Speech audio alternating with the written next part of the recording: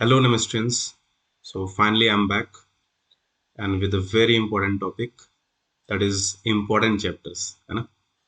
तो आप सभी लोगों को वेट था और बहुत सारे कमेंट्स भी मुझे मिले थे। तो उसके बाद मैंने सोचा कि इसे 3 पार्ट्स में किया जाए। आज का जो पार्ट है वो पहला पार्ट है जिसमें मैं चैप्टर नंबर 1 से लेकर के 5 तक यानी कि जो फिजिकल केमिस्ट्री है, उस हिस्से के जो इम्पोर्टेंट क्वेश्चन हैं उनके बारे में बात करूँगा। लेकिन इससे पहले कि मैं शुरू करूँ मैं कुछ डिस्क्लेमर देता हूँ। ऐसे बच्चे जो चाह रहे हैं उनका बहुत अच्छा नंबर आए केमिस्ट्री में, वो सिर्फ इतने क्वेश्चन को देख के मेरा वीडियो को देख करके इन क्वेश्चन को देख के उतने क्वेश्चन को ही कर लोगे और आ जाएगा ऐसा सोचोगे तो ये पॉसिबल नहीं है। जनरली इंपॉर्टेंट क्वेश्चन वो पढ़ते हैं जिनको डर लगता है कि ज़्यादा क्वेश्चन नहीं कर पाएंगे। ऑनेस्टली अगर खराब लग रहा है तो यही सच्चाई है। जो सभी को पढ़ते हैं उन्हें डर नहीं रहता है, वो सबको पढ़ते हैं। लेकिन जिन्हें कम क्वेश्चन पढ़ करके अच्छे नंबर लाने का थोड़ा सा रहता है, बैक ऑफ द माइंड कह लें, तो वही इंपॉर्टेंट क्वेश्चन की तैयारी करते हैं और बच भी जाते हैं कुछ लोग जो इंपॉर्टेंट क्वेश्चन पढ़ते हैं और उसमें से सारा क्वेश्चन तो आता नहीं है, पर अगर उसमें से अगर 50% क्वेश्चन भी उनके हाथ में लग जाए तो अच्छा नंबर आ जाता है, न सिर्फ पास हो जाता है बल्कि अच्छा नंबर आता है। तो डिस्क्लेमर ये है कि ये क्वेश्चन आपको पास कर सकता है, ठीक ठाक नंबर ला सकता है, समटाइम्स बहुत अच्छा नंबर भी आ सकता है। लेकिन अगर आप टॉप 10 वाले हैं जो बहुत अच्छे से तैयारी करना चाह रहे हैं तो इतने ही क्वेश्चन से ही होगा सब कुछ, ऐसा नहीं है। तो मैं इस डिस्क्लेमर के साथ, वार्निंग के साथ आगे बढ़ाता हूँ। हाँ, मैं इतना जरूर ये विश्वास दिला सकता हूँ कि मैं जितने क्वेश्चन बता रहा हूँ उसको अगर आप कर लेते हैं तो डेफिनेटली आपके पासिंग चांस 100% से हो रहा है। तो उसमें मैं बहुत सारे क्वेश्चन लेके आया हूँ, उसमें से कुछ क्वेश्चन मैं छोड़ने के लिए बोलूंगा जो तैयारी नहीं कर पाएंगे यानी कि वीक स्टूडेंट के लिए। तो 3 कैटेगरी में तैयारी कराऊंगा। आज का जो टॉपिक होगा, जो क्वेश्चंस होगा वो वीक स्टूडेंट को देखते हुए मैंने बनाया है। एवरेज भी इसको पढ़ सकते हैं, लेकिन जो टॉप 10 की तैयारी कर रहे हैं, जो फुल मार्क्स चाहते हैं केमिस्ट्री में, उनके लिए मैं कभी फिर कोई एक अच्छे अच्छे क्वेश्चन लाके दूसरा मैं बनाऊंगा एक लेक्चर। फिलहाल आगे बढ़ाता हूँ। तो सॉलिड स्टेट जो अपना चैप्टर है, वहां से क्या क्या क्वेश्चन आ सकता है उससे मैं शुरुआत करता हूँ। ये रहा ठोस अवस्था। जो ठोस अवस्था चैप्टर है वहां से ब्लूप्रिंट के अकॉर्डिंग 4 नंबर का ही क्वेश्चन आएगा। ठीक है, 4 मार्क का एक क्वेश्चन आएगा।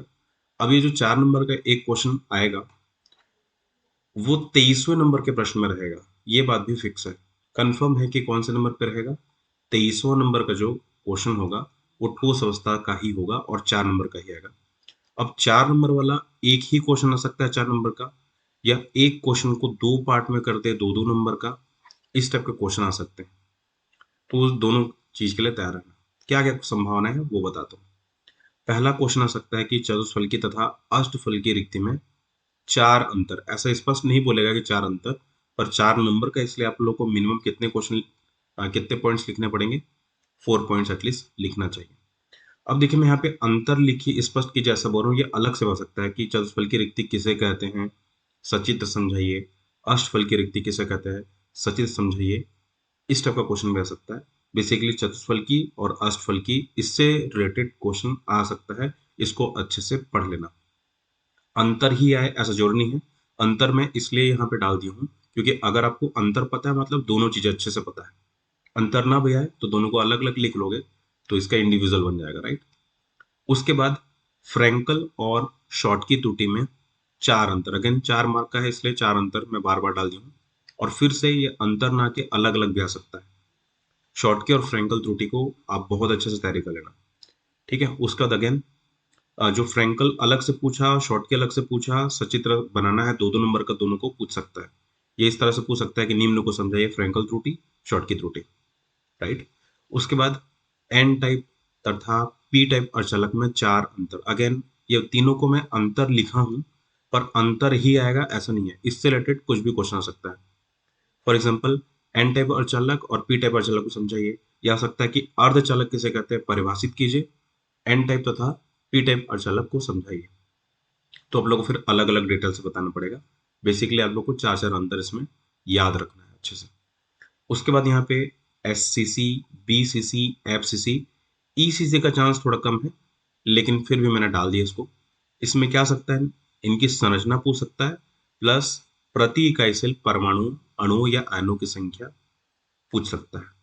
ठीक है, या फिर इसमें अणु परमाणु ना बोले तो क्या बोल सकता है, कॉन्स्टिट्यूएंट पार्टिकल्स कितने होंगे, यानी कि कणों की संख्या कितनी होगी, इस टाइप से भी क्वेश्चन पूछ सकता है। हर तरह से हम लोग को तैयार है। तो जो लोग वीक स्टूडेंट है, जो 4-5 क्वेश्चन ही याद कर पाओगे, उससे ज्यादा नहीं कर पाओगे, इतने क्वेश्चन मस्ट है करने के लिए। पर मेरे पास और भी क्वेश्चन है।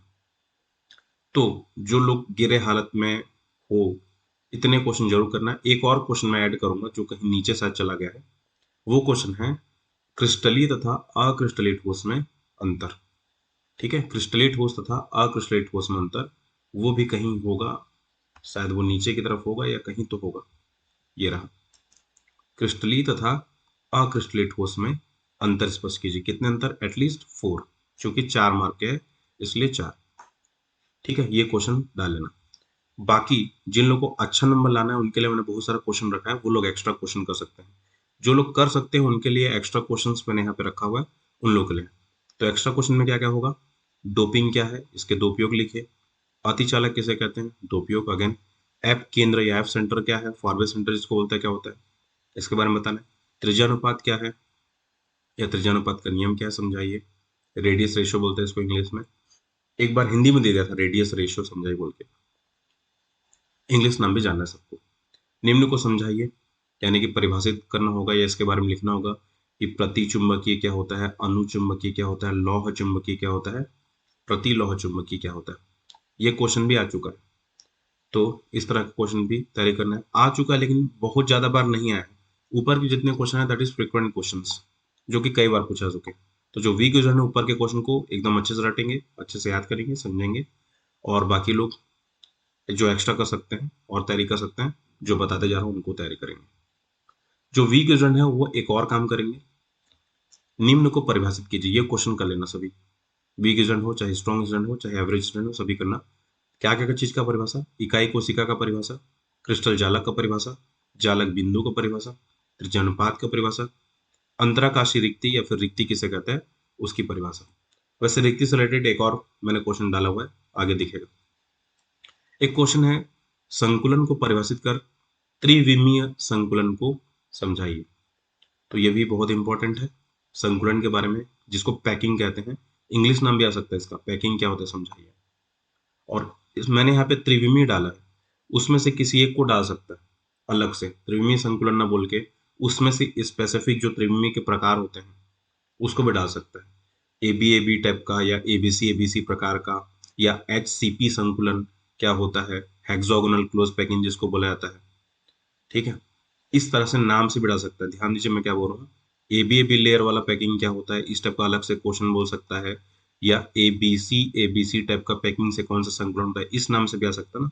मैंने यहाँ पे सिर्फ भले एक ही क्वेश्चन लिखा है, पर इसका मतलब यह है कि संकुलन से रिलेटेड जितने पॉसिबिलिटी है वो सारे क्वेश्चन का तैयारी करना है। ठीक है, प्लस ऐसा बोल सकता है कि एच सी पी संकुलन को समझाइए, हेक्सागोनल क्लोज पैकिंग।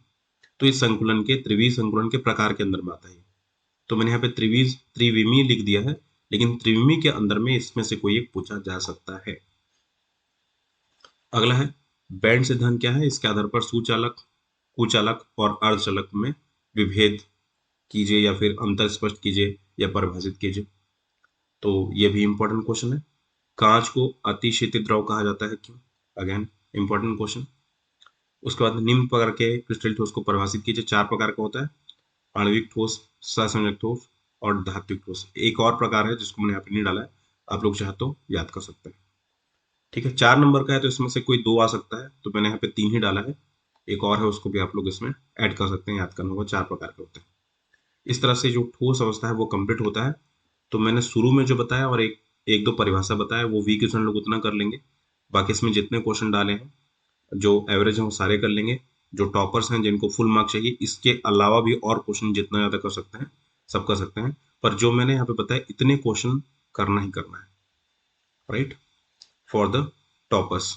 और जो शुरू में बताया मैंने, जिन लोगों को पास होने की थोड़ा सा दिक्कत है, पास होने या कम क्वेश्चन की तैयारी कर सकते हैं, वो शुरू के 4 क्वेश्चन और यहाँ जो मैंने परिभाषा बताया क्रिस्टलीय अक्रिस्टल ठोस में अंतर, उतना मस्ट है। आगे बढ़ते हैं। जो सेकंड चैप्टर है वो है विलियन। अब जो विलियन चैप्टर है इसमें टोटल 5 नंबर का पूछा जाएगा ब्लूप्रिंट के हिसाब से। और 5 में से 2 क्वेश्चन आएंगे, जिसमें से एक 3 नंबर वाला होगा, एक 2 नंबर वाला होगा।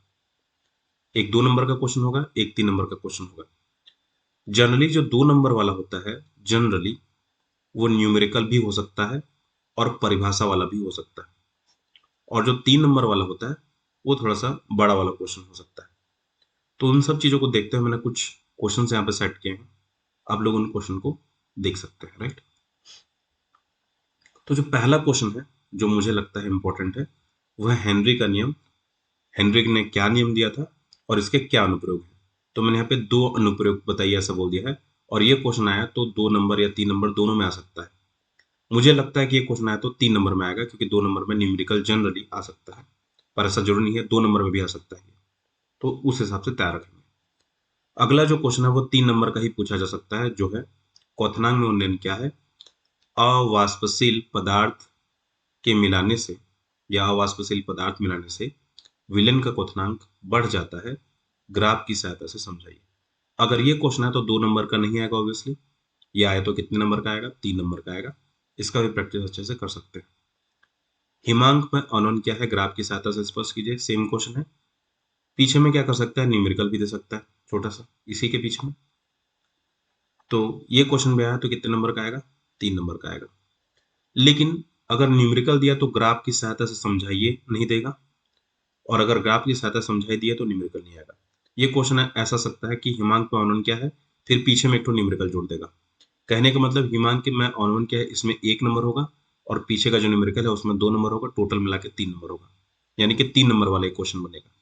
मैं एक ओवरव्यू बता दे रहा हूँ किस किस टाइप के क्वेश्चन पूछे जा सकते हैं, उस हिसाब से तैयार रहना, उस हिसाब से तैयारी करना। अगेन, राउल का नियम क्या है, इसका गणितीय स्वरूप स्पष्ट कीजिए, ये क्वेश्चन भी 3 नंबर वाला है। अथवा इसी क्वेश्चन को कैसा पूछा जा सकता है, इसी सेम क्वेश्चन को सिद्ध कीजिए कि किसी विलयन का आपेक्षिक वासुदाव अवमंदन विलयन में उपस्थित विलय के मूल प्रभाज के बराबर होता है। P is proportional to X B।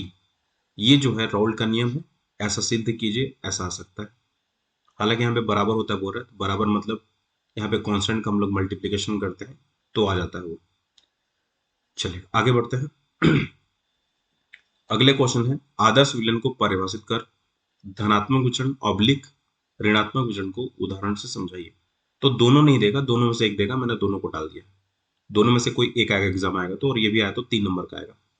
क्या बोल रहा है, आदर्श विचलन क्या है उसका परिभाषा लिखना है, उसके बाद धनात्मक विचलन क्या है वो बताना है, और ऋणात्मक विचलन क्या है या ऋणात्मक विचलन, दोनों में से जो भी आएगा उसको समझाना है, राइट, उदाहरण के साथ समझाना है। फिर एक क्वेश्चन बन सकता है कि धनात्मक तथा ऋणात्मक विचलन में अंतर स्पष्ट कीजिए, है ना।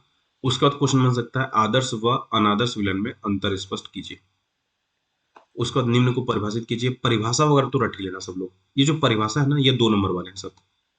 ये सब कौन से वाले हैं, 2 नंबर वाले हैं। नॉर्मलता को परिभाषित कीजिए, मूलरता, मूललता, पीपीएम क्या है, मूल प्रभाज क्या है, ये सबको आप लोग अच्छे से रट लेना। उसके बाद परासरण क्रिया किसे कहते हैं, समपरासरण विलयन क्या होता है, ये सबको अच्छे से पढ़ लेना। अब मैं अगर इसमें ज्यादा लग रहा होगा क्वेश्चन, और भी क्वेश्चन है, एक परासरण दाब का जैविक महत्व लिखिए। एक बार पूछा था ये, परासरण दाब का जैविक महत्व क्या है, और ये बायोलॉजी से रिलेटेड है तो मेरे ख्याल से इजी होगा, बन जाना चाहिए। अब बात करते हैं कि क्या क्या पढ़ें क्या ना पढ़ें।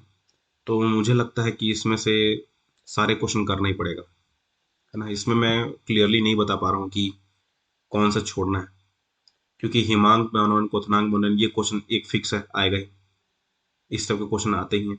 उसके बाद आदर्श विलयन, धनात्मक विचरण, ऋणात्मक विचरण, ये सब सबको पता होगा, इजी ही है, बहुत ज्यादा टफ है नहीं। राउल का नियम, ये भी कई बार पूछा सकता है। हेनरी का नियम इजी है, याद हो जाएगा सबको। और ये परिभाषा तो मेरे ख्याल से बहुत पहले के क्लासेस से 11वीं से चालू हो जाता है, तो इसमें भी दिक्कत नहीं होगा। हाँ, जो वीक स्टूडेंट है वो अगर चाहें तो न्यूमेरिकल को स्किप कर सकते हैं। जिनसे न्यूमेरिकल नहीं बनता है, जो डरते हैं न्यूमेरिकल से, छोड़ दो भाई। न्यूमेरिकल के पीछे मेहनत करोगे, बना नहीं पाओगे, उससे बेहतर है न्यूमेरिकल की जगह में जो याद कर पाते वो कर लो। देखो मैं ऐसा इसलिए कह रहा हूँ, एज अ टीचर ऐसा नहीं बोला जाता, लेकिन मुझे ये भी पता है कि जो वीक स्टूडेंट है उसको कितना भी मोटिवेट कर लो, वो न्यूमेरिकल को अटेम्प्ट नहीं करेगा, और अटेम्प्ट करेगा तो भी बीच में छोड़ देगा। तो उससे बेहतर है भाई तैयारी न्यूमेरिकल का अगर बन पा रहा है तो करो। जो पासिंग मार्क वाले स्टूडेंट होते हैं वो कभी भी मेरे जानकारी में, जब मैं चेक भी करता हूँ, तो न्यूमेरिकल अटेंड नहीं करते हैं। तो अटेम्प्ट जो लोग कर सकते हैं वो हैं एवरेज से ऊपर वाले स्टूडेंट और जो अच्छे नंबर लाने वाले स्टूडेंट हैं। तो आप लोग न्यूमेरिकल को अच्छे से तैयारी करना, हर प्रकार के न्यूमेरिकल का तैयारी करना अच्छे से। न्यूमेरिकल कहाँ कहाँ आ सकता है? नॉर्मलता से आ सकता है, मोलरता, मोललता, मूल प्रभात से इस बार मुझे लग रहा है आ सकता है, पीपीएम से भी आ सकता है। ये जो 2 नंबर वाला परिभाषा है उससे न्यूमेरिकल भी आ सकता है और 2 नंबर को 3 नंबर बना सकता है। मतलब परिभाषा दे दिया, पीछे में एक न्यूमेरिकल जोड़ दिया, तो ऐसे आ सकता है। प्लस जो क्वथनांक में उन्नयन है, हिमांक में अनवन है, वहां से आणविक द्रव्यमान निकालने के लिए भी वहां से पूछा जा सकता है न्यूमेरिकल, वो मैं बता चुका हूँ। परासरण दाब से अभी तक तो न्यूमेरिकल नहीं आया है और मुझे नहीं लगता है कि आना चाहिए, पर तैयार रहना उसके लिए भी। फॉर्मूला पता होगा तो बन जाएगा, बहुत ज़्यादा टफ नहीं होना चाहिए। एक इसमें और छूटा हुआ है, जो फुल मार्क्स वाले हैं वो तैयारी करना, वान ठाप गुणांक। और एक क्वेश्चन और छूटा हुआ है जो मुझे डालना चाहिए था, मैं बता दे रहा हूँ। अणु संख्यक गुणधर्म किसे कहते हैं, कितने प्रकार के होते हैं?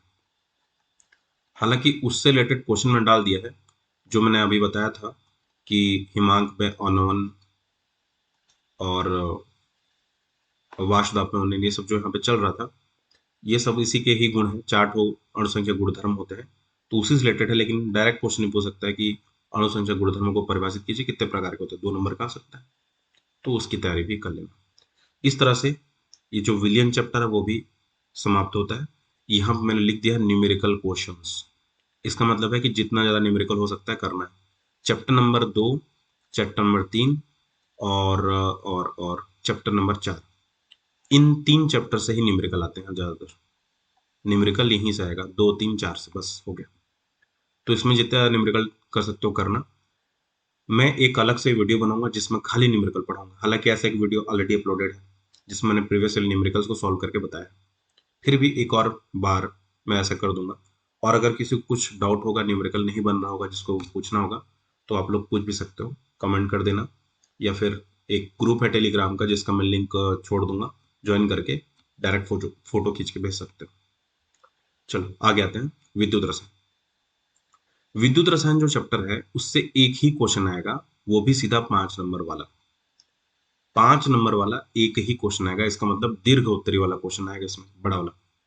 तो बड़ा वाला जो क्वेश्चन है, अगर आप तैयारी कर रहे हो तो उसमें उस हिसाब से संक्षारण बहुत इंपॉर्टेंट होता है। संक्षारण क्या है, इसके क्या कारण है, इसको रोकने के उपाय क्या है। मैंने एक पॉइंट एक्स्ट्रा जोड़ा है, संक्षारण के दुष्परिणाम क्या है। ये एक ही बार पूछा गया है। दुष्परिणाम मतलब संक्षारण से हमको क्या क्या घाटा होता है, उसके बारे में जनरली क्या होता है छोड़ देते हैं विद्यार्थी। इस पॉइंट को पढ़ ले रहना। थोड़ा सा अगर घुमा दिया और दुष्परिणाम क्या है बोल देगा, तो हम जानते हुए भी नहीं लिख पाएंगे। दुष्परिणाम तो हम जानते हैं, हमको घाटा क्या क्या हो रहा है। भाई हमारा मशीन जल्दी खराब हो जा रहा है, हमारा सोना का चमक जल्दी खराब हो जा रहा है, चांदी का चमक जल्दी खराब हो जा रहा है, पीतल तांबा ये सब जो है संक्षारण के कारण वायुमंडल के ऑक्सीजन से अभिक्रिया करके ऑक्साइड बना रहा है, उसका चमक खत्म हो जा रहा है। तो जितने भी हमको घाटा हो रहा है सबको इसमें जोड़ के लिखना है। चलो शुरू से शुरू करते हैं। विद्युत रासायनिक सेल श्रेणी क्या है, इसके क्या उपयोग है, यानी कि एप्लीकेशन पार्ट क्या है। और चूंकि ये 5 नंबर का है तो एप्लीकेशन 4 या 5 लिखना पड़ेगा। मैं 5 लिख दूँ, 5 याद कर लेना अच्छे से। उसके बाद है कोलराश के नियम को समझाते हुए उसके अनुप्रयोग लिखिए। क्या क्या अनुप्रयोग है, एप्लीकेशन पार्ट अगेन, कोलराश के नियम का क्या क्या एप्लीकेशन पार्ट है वो बताना है। संक्षारण तो मैं बोल ही दिया, क्योंकि 5 नंबर का है तो मुझे पता नहीं क्यों इस बार लग रहा है कि संक्षारण आना चाहिए। और संक्षारण का विद्युत रासायनिक सिद्धांत अच्छे से पढ़ लेना। लोग क्या करते हैं, सिद्धांत वगैरह सब लिखते हैं लेकिन जो विद्युत रासायनिक सिद्धांत है उसका फॉर्मूला को नहीं लिखते हैं, उसका रिएक्शन को नहीं लिखते हैं। भाई केमिस्ट्री में सबसे इंपॉर्टेंट, मैं बार बार बोलता हूँ अपने स्टूडेंट्स को, रिएक्शन ही तो है केमिस्ट्री में, और उसी को छोड़ के बाकी सब कुछ लिख देते हो। रिएक्शन लिखना सीखो, केमिस्ट्री पढ़ रहे हो तो रिएक्शन लिखना बहुत इंपॉर्टेंट है, राइट। थ्योरी करो अच्छी बात है, लेकिन कोशिश करो रिएक्शन को भी 2 बार लिख के प्रैक्टिस करने का। आगे आते हैं। डेनियल सेल क्या होता है ये आ सकता है, या वोल्टेक सेल क्या होता है आ सकता है, या लेक्लेंशी सेल क्या होता है, सचित्र समझाइए, सचित्र वर्णन कीजिए, ऐसा क्वेश्चन हो सकता है। ऑब्लिक ऑब्लिक करके डाल दिया, उसमें से कोई भी एक आ सकता है। अगर आप चाहो तो एक पे याद करोगे, तीनों बन जाएगा, थोड़ा सा दिमाग लगा के करना है। ठीक है, नेक्स्ट क्वेश्चन। 5 नंबर का चूंकि एक ही क्वेश्चन आना है, इसलिए यहां से आ सकता है कि मानक हाइड्रोजन इलेक्ट्रोड क्या है, जिसको एस एच ई क्या है करके एक बार पूछा था, S H E she, standard hydrogen electrode, इसी नाम से पूछा था, एस एच ई क्या है ऐसा पूछा था। तो हिंदी में बोलते हैं मानक हाइड्रोजन इलेक्ट्रोड, इंग्लिश में बोलते हैं स्टैंडर्ड हाइड्रोजन इलेक्ट्रोड। अब इसकी सहायता से अज्ञात इलेक्ट्रोड का मानक अपचयन विभव कैसे ज्ञात करना है, तो ये जोड़ देगा उसमें, क्योंकि 5 नंबर का इस वजह से। अगला, ये एक टफ क्वेश्चन है जो वीक रिजल्ट है, अगर कर सकते हो तो अच्छी बात है, नहीं कर सकते हो तो स्किप कर देना, अगर कर सकते हो तो बहुत अच्छी बात है। नष्ट समीकरण क्या है, व्यंजक उत्पन्न कीजिए। ठीक है, नष्ट ननष्ट समीकरण के लिए व्यंजक उत्पन्न करना इंपॉर्टेंट है ये भी। उसके बाद ई सेल ज्ञात कीजिए, पीछे में एक न्यूमेरिकल दे देगा। ई सेल कौन सा है, ई सेल बराबर ये कैथोड माइनस एनोड वाला, ये कैथोड मतलब माइनस ये एनोड वाला, वो वाला सिंपल सा है। उसके बाद ये हर कोई कर सकता है, छोटा न्यूमेरिकल है, ये वाला न्यूमेरिकल को चाहो तो कर लेना, जो वीक रिजल्ट हो, कुछ नहीं है, एकदम आसान सा है ये। मैं कई सारा कराया भी हूँ मेरे लेक्चर्स में, देख लेना प्लेलिस्ट में जाके, इलेक्ट्रोकेमिस्ट्री सर्च करोगे तो उसमें दिख जाएगा, प्लेलिस्ट में जाके कई सारे न्यूमेरिकल कराया हूँ, एकदम सरल सरल रहता है, कैसे कैथोड पहचानोगे, एनोड पहचानोगे, सब बताया हूँ, देख लेना, ये हो जाएगा, जो वीक रिजल्ट है उनसे भी हो जाएगा, क्या पता ये न्यूमेरिकल आ गया तो बन भी जाएगा। तो मैं चाहूंगा कि जो वीक रिजल्ट हो वो भी ये न्यूमेरिकल कर सकते हो, बहुत ईजी है ये, बस घटाना है। अगला, फैराडे के प्रथम नियम, द्वितीय नियम दोनों को, दोनों नहीं पूछेगा, एक ही पूछेगा, पर मैंने यहाँ पे दोनों लिख दिया। फैराडे के प्रथम नियम एवं द्वितीय नियम को सच से समझाइए। हाँ, दोनों भी पूछ सकता है, अगर केवल परिभाषा ही जानना होगा, उसके बारे में जानना होगा, नियम के बारे में जानना होगा, तो दोनों पूछ सकता है। लेकिन ऐसा भी आ सकता है कि फैराडे के प्रथम नियम को समझाइए और पीछे में जोड़ देगा एक न्यूमेरिकल अगेन, है ना। फैराडे के नियम से न्यूमेरिकल रहते हैं, प्रथम नियम से भी रहता है, द्वितीय नियम से रहता है, दोनों से रह सकता है, तो इस तरह से भी तैयार रहना। जो वीक स्टूडेंट हो वो लोग क्या करना, प्रथम नियम और द्वितीय नियम को याद कर लेना, बस अच्छे से, न्यूमेरिकल पे मत जाना, तुम लोगों से हो नहीं पाएगा। हाँ, लेकिन जो कर सकते हो वो जरूर कर लेना। देखो, हो नहीं पाएगा कहने का मतलब डिमोटिवेट नहीं कर रहा हूँ मैं, ये उनके लिए बना हुआ ये लेक्चर जो पास होने के लिए या ठीक ठाक नंबर लाने के लिए जूझ रहे हैं, और वो लोग कभी न्यूमेरिकल नहीं करते, मुझे पता है, तो उनके लिए ये मैं डायरेक्टली बोल रहा हूँ, इसको अदरवाइज लेने की जरूरत नहीं है। ठीक है, आप लोगों को पता है आप कितने पानी में हो, और उस पानी के हिसाब से तैरो। ठीक है, आगे बढ़ाता हूँ मैं। और फैराडे के नियम के बाद विद्युत रासायनिक सेल एवं उसकी क्रियाविधि, तो डेनियल सेल का उदाहरण देके समझाइए, ऊपर में जो बता दिया था वही है, विद्युत रासायनिक सेल। दो प्रकार का सेल होता है, जानते हो आप लोग, विद्युत रासायनिक सेल और विद्युत अवघटनी सेल। तो उसमें से विद्युत रासायनिक सेल क्या होता है बोल रहा है, और डेनियल सेल को पूछा है, तो उसका परिभाषा देना है, इसके बारे में डिटेल से लिखना है। चलो आगे बढ़ते हैं। निम्नलिखित में से प्रत्येक विद्युत अपघटन से प्राप्त उत्पाद, ये जो क्वेश्चन आगे का है, इधर वाले क्वेश्चन को, इनको एवरेज से ऊपर वाले क्वेश्चन अटेम्प्ट करना, सबके बस की बात नहीं है ये वाला करना, और जो नर्स इक्वेशन बोला था वो भी। ठीक है, चलो आगे देखते हैं। तो इसमें से क्या बोल रहा है कि निम्नलिखित में से प्रत्येक विद्युत अपघटन से प्राप्त उत्पाद बताइए। जो हमारा सेल होता है उसमें से एक एनोड होता है, कैथोड होता है, तो कौन से इलेक्ट्रोड में कौन सा पदार्थ निकलेगा वो बताना है। AgNO3 में क्या निकलेगा और कहाँ कहाँ निकलेगा बताना है। H2SO4 में क्या निकलेगा, कहाँ कहाँ निकलेगा बताना है। AgNO3 का बताना है और CuCl2 को बताना है। तो एक क्वेश्चन को कर लेना अच्छे से, एक बार आ चुका है एग्जाम में, है ना। सिंपल सा है, प्लस माइनस पहचानना है, एनोड कैथोड पहचानना है, प्लस प्लस माइनस और पहचान भी लिए तो उसमें भी ध्यान देना है कि वो सांद्र है कि तनु है। तनु मतलब क्या होता है, उसमें पानी मिला होता है, पानी मिला तो दो ठो प्लस और दो ठो माइनस मिलेगा, इस बात को ध्यान देना है। ये सबको मैं अपने लेक्चर में बता चुका हूँ, जिनको पढ़ना है पढ़ लेना, जो जानते हो अच्छी बात है, प्रैक्टिस कर लेना। ठीक है, इसी के साथ ये क्वेश्चन समाप्त होता है यहाँ का। हो सकता है कि मुझसे भी कुछ क्वेश्चन छूट गए होंगे बनाते समय, मेरे दिमाग में नहीं आया होगा, मेरे दिमाग में जितना है मैंने बनाया है, हो सकता है मुझसे भी छूट गया होगा। अगर आपको लगता है कि ये इंपॉर्टेंट क्वेश्चन है मुझसे गलती से छूट गया है, तो कमेंट में जरूर बता देना, उसके कमेंट को मैं पिन कर दूंगा, क्योंकि मैं ऐड तो दोबारा कर नहीं पाऊंगा, तो सभी व्यूवर्स को पता चल जाएगा कि ये इंपॉर्टेंट क्वेश्चन ये वाले चैप्टर से छूटा हुआ है। और ऐसा आगे के लिए भी रहेगा कि कहीं भी छूट गया होगा किसी चैप्टर से कोई भी क्वेश्चन, तो कमेंट में उस टॉपिक को या क्वेश्चन को बता देना। चलिए आगे बढ़ते हैं, चैप्टर नंबर 4 पे आते हैं। चैप्टर नंबर 4 से 5 नंबर के क्वेश्चन पूछ जाएंगे अकॉर्डिंग टू ब्लूप्रिंट, जिसमें से एक क्वेश्चन 2 नंबर का होगा, एक क्वेश्चन 3 नंबर का होगा। 2 नंबर वाला परिभाषा टाइप का होगा, 3 नंबर मतलब न्यूमेरिकल भी आ सकता है, और परिभाषा प्लस न्यूमेरिकल भी आ सकता है, या फिर यहाँ से डेरिवेशन भी आ सकता है। ज्यादातर जो 3 नंबर वाला होता है वहां से 3 क्वेश्चन बन सकता है, प्रथम कोटि की अभिक्रिया, शून्य कोटि की अभिक्रिया, और सूडो फर्स्ट ऑर्डर रिएक्शन। ये 3 क्वेश्चन 3 नंबर में आने की पूरी पूरी संभावना है। प्लस यहाँ से अर्ध आयुकाल का भी क्वेश्चन हो सकता है 3 नंबर वाला। अर्ध आयुकाल क्या है, दोनों तरफ का खेल खेल सकता है, यानी कि 2 नंबर वाला भी आ सकता है कि शून्य कोटि की अभिक्रिया के लिए का परिभाषा दीजिए, या प्रथम कोटि का अभिक्रिया का अर्ध आयुकाल क्या होता है। इस टाइप का 2 नंबर वाला क्वेश्चन भी आ सकता है, फॉर्मूला लिखिए, सूत्र लिखिए, इस टाइप का क्वेश्चन भी आ सकता है। आगे देखते हैं, इसमें समझ में आएगा। तापमान गुणांक किसे कहते हैं, सूत्र लिखिए, केवल 2 नंबर का आएगा या तो। अगला है शून्य कोटि का अभिक्रिया किसे कहते हैं? वेग स्थिरांक का व्यंजक उत्पन्न कीजिए। व्यंजक उत्पन्न जब भी आए तो 3 नंबर का ही आएगा। प्रथम कोटि का अभिक्रिया के लिए वेग स्थिरांक सेम 3 नंबर का ही आएगा। छद्म प्रथम कोटि को उदाहरण से समझाइए, यही बात है, 3 नंबर का आएगा। ये जो तीनों क्वेश्चन है 3 नंबर का है। वीक हो स्ट्रांग हो सब किसी को ये तीनों को अच्छे से पढ़ के जाना है। ये तीनों क्वेश्चन मस्ट है, अच्छे से पढ़ना, राइट। तापमान गुणांक किसे कहते हैं? सरल है, पढ़ लेना। आगे अर्ध आयुकाल पे आता हूँ। अगला है अर्ध आयुकाल किसे कहते हैं? प्रथम कोटि या शून्य कोटि के अभिक्रिया के लिए अर्ध आयुकाल। यहाँ पे मैंने ऑब्लिक का चिन्ह लगाया है। ये ऑब्लिक का मतलब ये है कि या तो प्रथम कोटि पूछेगा या तो शून्य कोटि पूछेगा, दोनों नहीं आएगा। तो मैंने दो क्वेश्चन ना बना के एक ही में ऑब्लिक करके डाल दिया।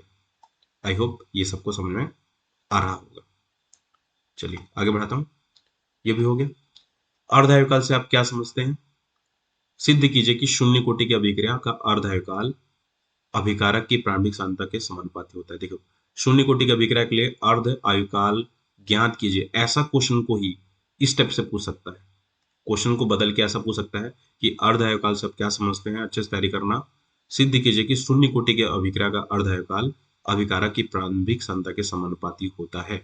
यही क्वेश्चन है, सेम क्वेश्चन है, पर ऐसा आगे तो लिख नहीं पाओगे। ये कैसे कैसे, हम तो नहीं पढ़े, हम तो सीधे व्युत्पन्न करना जानते हैं। तो याद रखना कि शून्य कोटि नाम का कोई भी चीज दिखा और अर्ध आयुकाल पूछा तो एक ही क्वेश्चन को लिख देना चुपचाप।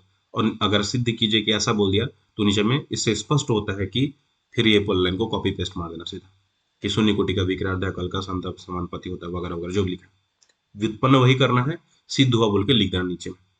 सिद्ध कीजिए की टाइप का ऐसा पूछा तो, नहीं पूछा तो डिब्बा मार के खत्म करना है इसमें ऊपर वाले में। ठीक है, नीचे वाले में क्या किया, अर्ध आयुकाल का परिभाषा पूछ लिया और सिद्ध कीजिए कि ऐसा ऐसा होता बोला, हाँ सिद्ध हो गया बोल देना नीचे में, जो सिद्ध किया उसको बताना। उसी तरह से ये क्वेश्चन सिद्ध कीजिए कि प्रथम कोटि अभिक्रिया का जो अर्ध आयुकाल होता है अभिकारक के प्रारंभिक संदर्भ पर निर्भर नहीं करता। ये इस क्वेश्चन का आंसर है। मतलब सेम क्वेश्चन, प्रथम कोटि के अभिक्रिया के लिए व्यंजक उत्पन्न कीजिए, ऐसा ना देके क्या दे सकता है, सिद्ध कीजिए। सेम क्वेश्चन है, थोड़ा घुमा के बोल दिया। तो इसमें वही करना है, प्रथम कोटि का अर्ध आयुकाल का व्यंजक उत्पन्न कर देना और डिब्बा मार देना लास्ट में और लिख देना कि इससे स्पष्ट होता है कि प्रथम कोटि की एक ऑप्टेस्ट यहां से लेकर के पूरा निर्भर नहीं होता वगैरह वगैरह। So simple. अथवा क्वेश्चन क्या हो सकता है कि अर्ध आयुकाल को समझाइए, मतलब प्रथम कोटि के अर्ध आयुकाल को समझाइए, शून्य कोटि के अर्ध आयुकाल को समझाइए, इस सब का। प्लस न्यूमेरिकल, प्लस न्यूमेरिकल मतलब अर्ध आयुकाल से संबंधित न्यूमेरिकल पूछा जा सकता है। और अर्ध आयुकाल ना भी पूछा तो शून्य कोटि प्रथम कोटि से संबंधित भी न्यूमेरिकल पूछा जा सकता है। ये हो रही बात 3 मार्कस की। 2 मार्कस की बात यहाँ नीचे होगी, जिसमें परिभाषा सकता है सक्रिय ऊर्जा का, देहली ऊर्जा का, अणु संख्यता का, अभिक्रिया की कोटि का। इसमें एक और चीज है जो छूट गया मेरे दिमाग में आ रहा है, क्या था, उत्प्रेरण, समांगी और विसमांगी उत्प्रेरण। समांगी और विसमांगी उत्प्रेरण किसे कहते हैं, उदाहरण सहित समझाइए। इस टाइप के क्वेश्चंस भी वहां पे बन सकते हैं। ठीक है, उत्प्रेरक किसे होते हैं, उसकी क्रियाविधि क्या होती है, ऐसे भी आ सकता है। एक और टॉपिक याद आ रहा है, उत्प्रेरक विष क्या होता है ना, ये भी इंपॉर्टेंट है। तो उत्प्रेरक से संबंधित और 2-3 टॉपिक्स होते हैं, उनको भी अच्छे से याद कर लेना। जैसे कि एक होता है उत्प्रेरक वर्धी, वर्धी क्या होता है वो भी याद कर लेना अच्छे से। उत्प्रेरक से संबंधित कुछ भी आ सकता है तो उसको याद। इनहिबिटर भी एक होता है, उत्प्रेरक विष बता दिया। ठीक है, तो इस टाइप के क्वेश्चन यहाँ से आ सकते हैं। जो जो छूट गया होगा देख लेना, क्योंकि मैंने वी रिवीजन के हिसाब से तैयारी किया था, बहुत सारा क्वेश्चन मैं डालना नहीं चाह रहा था। नहीं तो इम्पोर्टेंट इतने हैं कि मैं डालूं तो पूरा एक क्वेश्चन बैंक ही बन जाएगा अपने आप में। और मैं बहुत ज़्यादा क्वेश्चन डालना नहीं चाह रहा था, मैं चाह रहा था कि जितने कम से कम मैं डाल सकूं और उतने को पढ़ सकूं। आगे आते हैं सतह रसायन, जो कि अभी का लास्ट टॉपिक है। फिर नेक्स्ट वीडियो में बताऊंगा, क्योंकि ऑलरेडी देख सकते हो कि 5 तो टॉपिक बताने के लिए आधा घंटा लग जा रहा है मुझे। तो बात करते सीधा सतह रसायन का। 4 नंबर का कुल आएगा, जिसमें से एक तो 1 नंबर वाला होगा और एक तो 3 नंबर वाला होगा। तो जो 1 नंबर वाला होगा ना वो कैसा होगा, आकाश का नल नीला क्यों होता है, नदी डेल्टा क्यों बनता है, वो समुद्र में जाते हैं तो कौन सा गैस है, पहाड़ के ऊपर चढ़ते तो कौन सा गैस लेके जाता है, ऐसा क्यों, ये सब जो आता है ना वो सब आएगा। जैसे नदियों के समुद्र मिलने पर डेल्टा बन जाता है, आकाश का रंग नीला दिखाई देता है, फिटकर ड्रैगन फूल का बहना रुक जाता है, इमल्सन क्या है, नहीं इमल्सन क्या है यहाँ तक आ सकता है। तो ये सब क्या हुआ, 1 नंबर वाला क्वेश्चन हुआ। इसके अलावा 1 नंबर में ये सभी पूछ सकता है, एरोजोल क्या है, हाइड्रोसॉल क्या है, एल्कोसॉल क्या है, इस टाइप का एक एक नंबर वाला क्वेश्चन आ सकता है। धुंध क्या होता है ना, फॉग क्या है, कोहरा, ठीक है, नॉर्मल सॉल, नॉर्मल सॉल कैसे बनता है, ये सब आ सकता है एक एक नंबर वाले में, तो उसको तैयारी कर लेना। अगला है इमल्सन, नाम इंग्लिश है, पायस नाम हिंदी है। तो पायस क्या है, इसके विभिन्न प्रकार क्या है, प्रत्येक प्रकार का उदाहरण, इसको जानते हो कि oil in water, water in oil दो प्रकार का होता है। प्रत्येक का उदाहरण देकर समझाइए, आया तो कम से कम 3 नंबर वाला आएगा। अगर ये प्रत्येक को समझाइए ऐसा टाइप का है तो, या इमल्सन क्या है बस इतना आ गया, 1 नंबर वाला आ सकता है। निम्न पदों को उचित उदाहरण के साथ समझाइए, 3 दे दिया इसलिए ये कितने नंबर वाला आएगा, 3 नंबर का। देखो एक एक नंबर वाला है रहने के लिए, लेकिन 3 देके 3 नंबर बना दिया। इस टाइप से चेंज भी कर सकते हैं। अगला है समांगी विसमांगी उत्प्रेरण को उदाहरण देकर समझाइए। आकृति वर्णनात्मक उत्प्रेरण, ये जियोलाइट से रिलेटेड है। तो जियोलाइट में उत्प्रेरण को समझाइए, ऐसा भी क्वेश्चन आ सकता है। इसमें केज लाइट स्ट्रक्चर होता है जियोलाइट का। तो ये अगर सबको समझ में नहीं आ रहा है तो जिनको समझ में आया वो कर लेना। समांगी विसमांगी तो एकदम सरल है, इसको कर लेना। उसके बाद अधिशोषण एवं अवशोषण में अंतर, ये भी इजी है। 3 अंतर कम से कम लिखना पड़ेगा, 3 नंबर का आएगा तो। द्रव स्नेही द्रव विरोधी कोलाइड में अंतर बहुत सिंपल है, 3 नंबर का आ सकता है।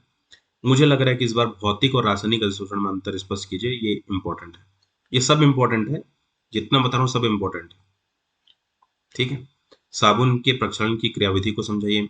एक यहाँ पे छोटा है, मिसेल क्या होता है, साबुन से मुझे याद आया, मिसेल क्या होता है समझाइए। और एक तो आ सकता है सीएमसी, क्रिटिकल मिसल कंसंट्रेशन क्या होता है, ठीक है। तो ये भी जोड़ लेना, कुछ कुछ याद आ रहा है तो उसको मैं बताते जा रहा हूँ। हाँ, कोलाइडी विलन को परिभाषित कर इसके अनुप्रयोग को समझाइए, ये कर लेना। उसके बाद वेरी वेरी इंपॉर्टेंट आने वाला है नीचे, ये देखो, टिंडल प्रभाव क्या है, निम्न पर टिप्पणी लिखिए। 1.5 नंबर का आ सकता है, टोटल 3 नंबर का होता है, 2 आएगा। टिंडल प्रभाव किसे कहते हैं, ये आधा, एक और 1.5 नंबर का दे दिया। एक तो ब्राउनी गति किसे कहते हैं, दे दिया 1.5 नंबर का, 2 दे दिया, 3 नंबर हो गए। इस टाइप का भी दे सकता है। यह सकता है कि अपोहन किसे कहते हैं, विद्युत कण संचलन क्या है, विद्युत अपोहन क्या होता है, इस टाइप के यहाँ पे क्वेश्चन आ सकते हैं। अगला क्वेश्चन आ सकता है कि रक्षी कोलाइट किसे कहते हैं, स्वर्ण संख्या पे क्वेश्चन आ सकता है। काफी दिन हो गया स्वर्ण संख्या से नहीं आया है ना। स्कंदन किसे कहते हैं, पेप्टीकरण क्या होता है, ये सब क्वेश्चंस आ सकते हैं। 3 नंबर वाले में भी आ सकते हैं, 1 नंबर वाले भी हो सकता है। अगर 3 नंबर वाले में आए तो 1.5 नंबर का 2 क्वेश्चन दे देगा, राइट। और अगर 1 नंबर वाले में आए तो सिंपल सा 1 ही नंबर का देगा, उसमें बहुत ज्यादा लिखने की जरूरत नहीं है। तो इस तरह से क्वेश्चंस आ सकते हैं, उसके लिए आप तैयार रहेंगे हर कोई। तो अगला भी वैसे बना के रखा हूँ नीचे में, ये धातु कर्म वगैरह सबका क्या क्या इंपॉर्टेंट क्वेश्चन है, लेकिन वो मैं अगले वीडियो में इसका डिस्कशन करूंगा। फिलहाल यहीं तक रखते हैं, नेक्स्ट पार्ट में मैं बताऊंगा बाकी के। तब तक के लिए इतने क्वेश्चन का आप लोग तैयारी करते रहे। और इस वीडियो के बारे में अपना जो फीडबैक है वो नीचे कमेंट पे छोड़ देना, ताकि नेक्स्ट वीडियो में अगर कुछ सुधार की आवश्यकता है तो उसको मैं कर लूँगा, और अगर अच्छा लगा तो वो ही बता देना। मिलते हैं नेक्स्ट क्लास में, तैयारी जारी रखो क्योंकि समय कम है।